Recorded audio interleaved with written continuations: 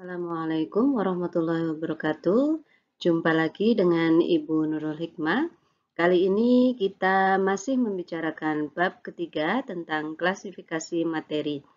Nah, untuk pertemuan hari ini kita akan membahas tentang pemisahan campuran.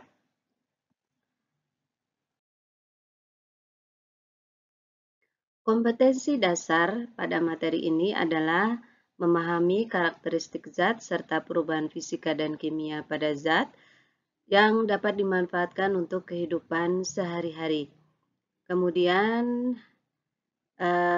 KD keterampilannya adalah melakukan pemisahan campuran berdasarkan sifat fisika dan kimia. Indikator pencapaian KD-nya adalah yang pertama menjelaskan pemisahan campuran serta manfaatnya dalam kehidupan sehari-hari dan industri. Kemudian yang kedua membuat alat filtrasi sederhana. Filtrasi atau penyaringan adalah metode pemisahan campuran yang digunakan untuk memisahkan cairan dan padatan yang tidak larut berdasarkan pada perbedaan ukuran partikel zat yang bercampur. Contohnya umpamanya saat kita membuat santan kelapa, ampas yang tertinggal disebut sebagai residu dan santannya disebut sebagai filtrat. Coba kalian perhatikan gambar berikut ya, umpamanya ini ada larutan antara air dan pasir ya, kemudian kita menggunakan kertas saring untuk bisa memisahkan antara air dan pasir tersebut. Maka nantinya air akan terpisah dari pasir. Air ini kita sebut sebagai filtrat dan pasirnya disebut sebagai residu. Prinsip filtrasi pada umumnya digunakan pada proses penyaringan air atau penjernihan air ya. Selain itu juga proses filtrasi ini bisa kalian lihat biasa dilakukan oleh bartender pada coffee shop umpamanya atau cafe yang menyajikan kopi ya, mereka biasa menggunakan kertas saring untuk membuat larutan kopi. Selanjutnya pengayakan.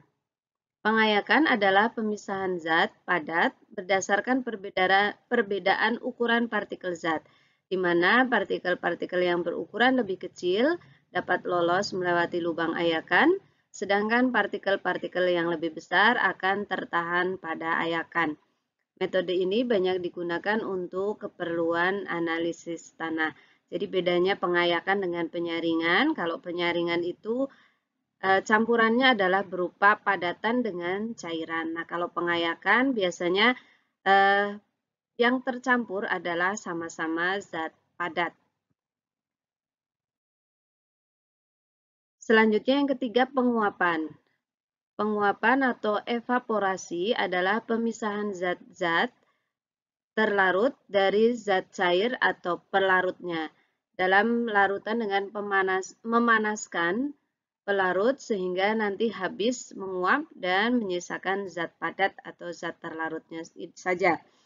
Metode ini digunakan pada tambak garam untuk menghasilkan garam dari air laut dengan bantuan panas matahari. Kelemahan dari metode ini adalah tidak cocok digunakan untuk zat yang terlarutnya mudah terdekomposisi atau jika terlarut dan zat yang pelarutnya sama-sama mudah menguap saat dipanaskan. Metode yang ketiga adalah sentrifugasi. Sentrifugasi adalah metode pemisahan yang digunakan untuk memisahkan padatan yang sangat halus dengan jumlah campuran yang sedikit. Yang menjadi dasar pemisahan campuran dengan sentrifugasi adalah perbedaan berat jenis dari zat-zat terlarut tersebut. Nah, alatnya disebut sentrifug.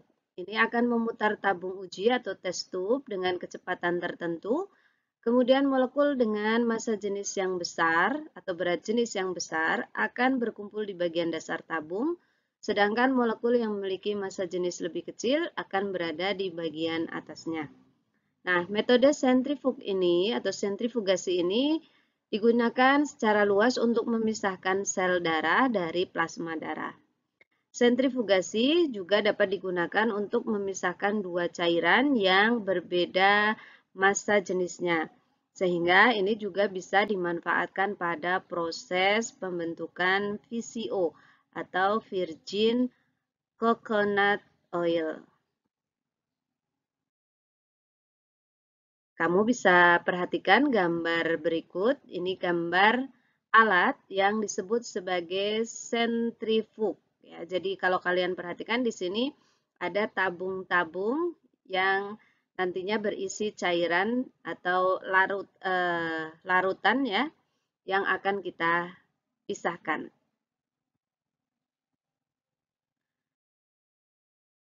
Nah, bagaimana ilustrasi sederhana dari pemisahan campuran menggunakan alat sentrifugasi? Kita bisa lihat di sini. Jadi tadi di dalam alatnya ya, dalam alat sentrifug tadi kita letakkan zat yang atau materi yang mau kita pisahkan, kemudian kita tutup alatnya. Kemudian setelah itu diputar, ya, diputar dengan kecepatan tertentu, maka nantinya akan terpisah antara zat-zat yang mempunyai ukuran partikel lebih besar, ini disebut pelet ya, kemudian zat-zat yang mempunyai ukuran partikel lebih kecil disebut sebagai supernatan.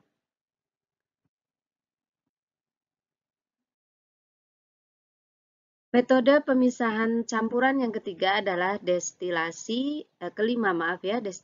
atau penyulingan.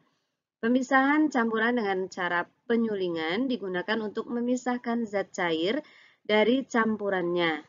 Prinsip kerjanya didasarkan pada perbedaan titik didih dari zat cair yang bercampur sehingga saat menguap, setiap zat akan terpisah.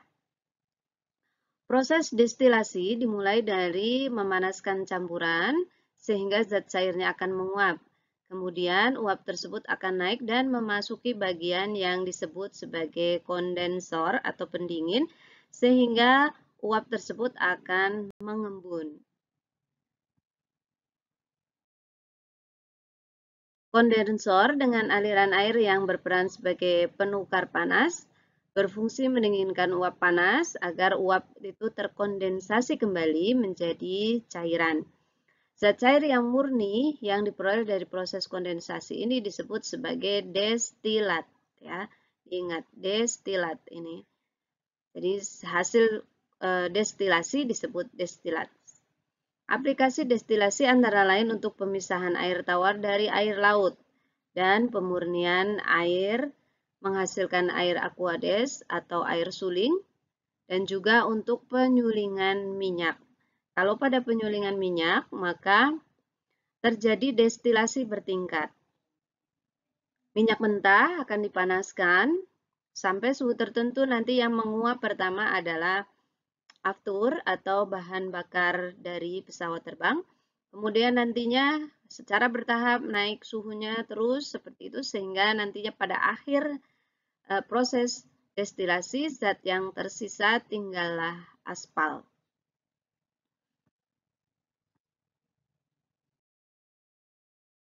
Kamu bisa perhatikan gambar alat destilasi atau rangkaian alat destilasi sederhana yang bisa disusun di laboratorium ya. Biasanya di sini ada statif, kemudian ada apa namanya ini pemanas ya, ini yang bawah pemanas. Kemudian ada tabung yang berisi campuran yang akan didestilasi. Kemudian di sini ada termometer untuk mengecek suhunya agar tetap stabil. Kemudian di sini ada saluran ya, saluran. Nah, di saluran ini dialirkan air dingin atau cooling water sehingga nantinya uap yang dipanaskan di sini masuk ke sini ke dalam kondenser. Kemudian karena di kondenser ini terdapat air dingin, maka uap tadi akan kembali menjadi cairan dan karena posisinya ini miring, kita ingat zat cair itu akan mengalir ke tempat yang lebih rendah ya, sehingga uap yang sudah berubah menjadi cairan tadi akan masuk ke dalam tabung yang ada di sini.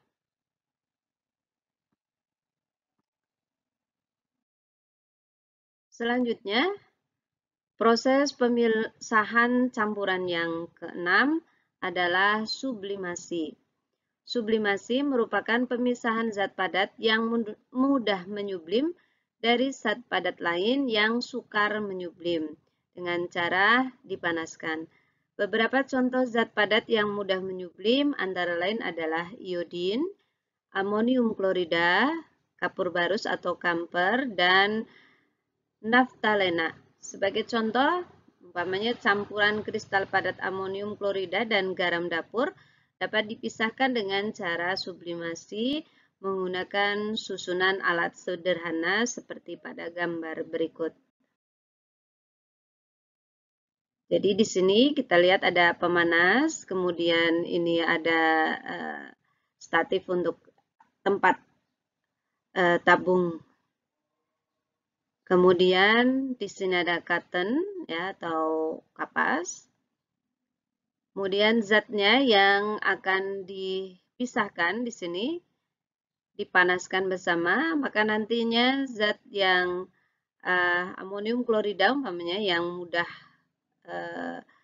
mengalami penyubliman, dia akan menempel di bagian atas di sini. Apa kok menempel di sini? Karena di bagian luar udara kan lebih dingin gitu ya, sehingga bisa dia akan setelah menguap kemudian memadat lagi, mengkristal.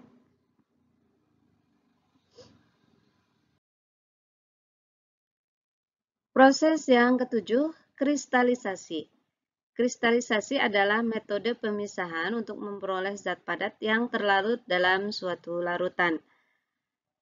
Dasar metode ini adalah kelarutan bahan dalam suatu pelarut dan perbedaan titik-titik. Kristalisasi dapat dilakukan dengan dua cara, yaitu dengan penguapan dan pendinginan. Untuk yang dengan cara penguapan, maka cairan diuapkan melalui pemanas sehingga diperoleh kristal padat. Cara ini biasa kita pakai pada proses pembuatan garam dan pemisahan gula tebu dari air tebu. Tahapannya bisa digambarkan sebagai berikut. Jadi larutan dipanaskan sehingga pelarutnya menguap, yang tersisa adalah zat terlarut.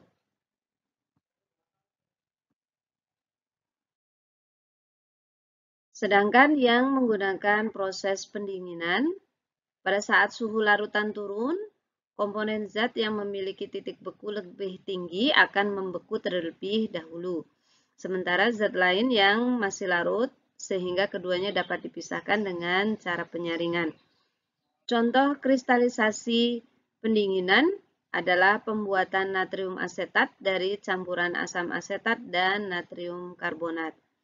Jadi apabila asam asetat bercampur dengan natrium karbonat, ini akan membentuk kristal natrium asetat. Nah, natrium asetat ini bisa kita pisahkan.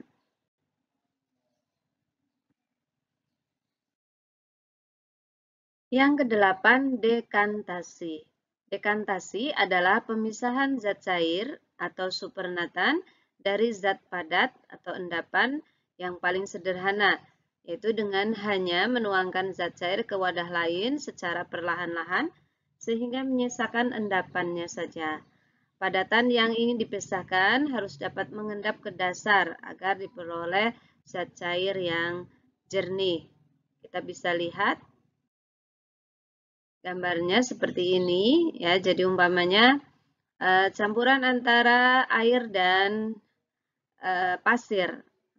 Pasirnya ini kan betul-betul mengendap. Nah, maka kita bisa tuangkan airnya perlahan-lahan sehingga airnya akan terpisah dari pasirnya. Cara ini disebut dengan metode dekantasi.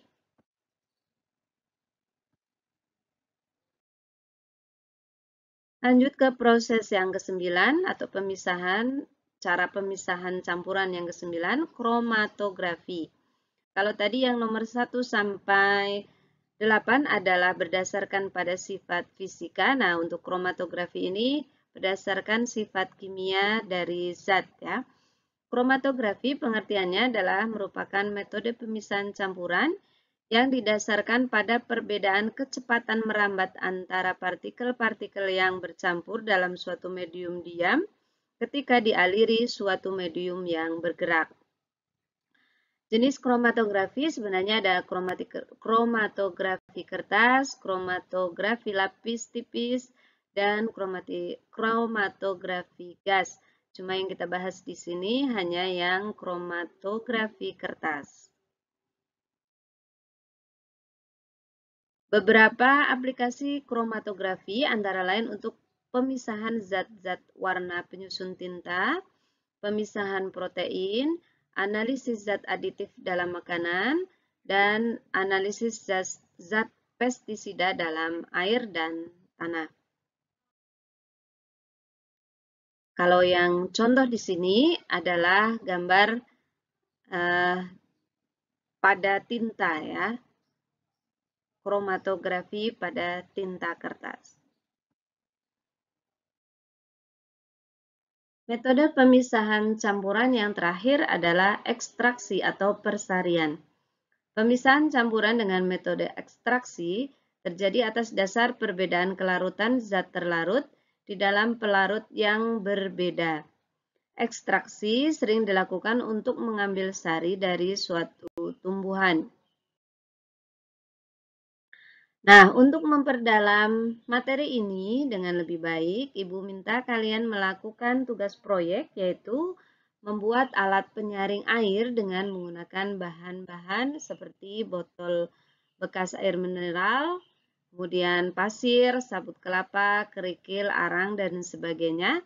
Lapisannya nanti bisa kalian modifikasi sendiri, yang penting hasilnya nanti maksimal ya.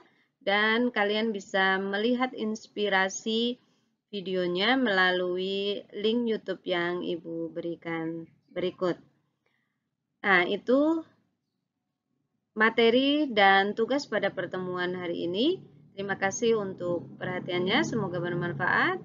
Jangan lupa like jika video ini cukup membuat kalian paham. Terima kasih. Wassalamualaikum warahmatullahi wabarakatuh.